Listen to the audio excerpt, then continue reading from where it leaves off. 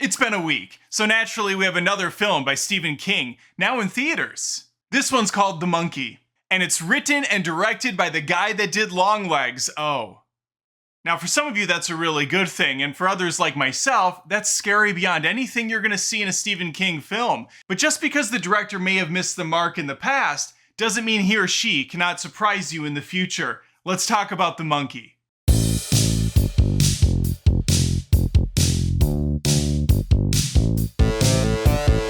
The film stars Theo James and Tatiana Maslany. Esteemed viewers know her from Orphan Black. Others know her from the lady that was in She-Hulk. Before I really shock this monkey, if you wouldn't mind hitting that subscribe and the notification bell, that way future videos by me show up in your feed. Only, of course, if you like the stuff you're seeing. And I want to let you know this is going to be a spoiler-free review. And yes, I know the movie's been out for a few days, but I was under the weather, unable to get this review out sooner, so 1,000 apologies. Let's get into it, though. What we have here is an R-rated, hour-and-a-half horror comedy with a big emphasis on the comedy. There's a lot of humor in this film, and a lot of it really landed. This is like the polar opposite of what we had in Longlegs, and this is definitely more up my alley. We do get some gory kills, there is some decent atmosphere, although this is by no means a scary movie. There was just one or two shots that I thought had a good eerie vibe to it. And because this is based on a Stephen King novel, you do get a lot of the things he's known for doing. A small town setting, aging the characters up halfway through the story, and a third act that doesn't quite live up to the first two. Now, I thought this was a very enjoyable movie. I do think the third act suffers. Everything with Hal and Bill as kids, they're twin brothers, that stuff's all fantastic. The grown-up counterparts, not so much. Specifically, the relationship Hal has with his almost estranged son, Petey, who he only sees once a year. They don't have a good chemistry. I understand they are kind of strangers to each other, but that does not build up in a satisfying way over the course of the film. Now again, I mentioned this movie's very funny. It has a sharp script, not only with what our characters say, but also some of the insane kills that take place. The movie's got a little bit of a Final Destination feel to it, because all these deaths appear to be freak accidents, but what's really happening is an evil monkey's behind it. You see, Hal and Bill were left the shittiest gift a father can leave one, a wind-up monkey. And when you start to twist this thing,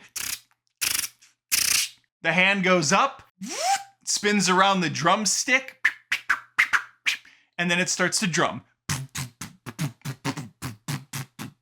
And when that monkey's a-drummin', people go a-dying. And for this supernatural entity, the monkey, it might be entirely intentional. But as far as the brothers are concerned, it's just random. And I'm gonna leave this story there. If we get to the superficial stuff, I thought the lighting was great. It looked really nice day and night in this film. Soundtrack, I don't remember it honestly being that remarkable. There was a lot of loud noises. I felt the music and the sound effects were punched up about 3 times more than the people talking. Outside of that final act being a little bit of a step down, this movie does move very quickly. It is only an hour and a half. I love that for this type of movie. You get in and you get out, have a bunch of entertaining sequences, and you're not left thinking, wow, this would have been better if it was about 15 minutes shorter. No, it runs pretty silky smooth. As for the gore factor for you horror junkies out there, it's really hard to gauge at this point because we are getting so insane with some of these films coming out. You know, we're watching people hold on to their own innards, freaking out, somehow still alive. Heads don't just get decapitated anymore. They get like the eyes ripped out, the mouth pulled back. It's a whole production. The Monkey does have some over-the-top gory parts, but nothing ever gets to the point where I thought, oh, this is just gross. I can't handle this. I'm worried about the next scene that's gonna show up because it's gonna make me feel sick. No, I think it threads the needle pretty well. Because this movie's so unserious about anything happening, I never found myself too worked up thinking about the gross kill that's gonna happen next. Instead, I was actually eager and excited to see what they would come up with. All right, there you have it, my thoughts on The Monkey. Writer and director Osgood Perkins did this one.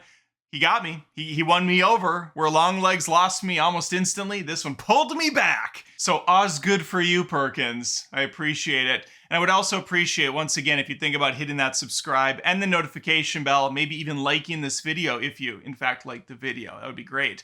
You could leave a comment down below letting me know your thoughts on this film.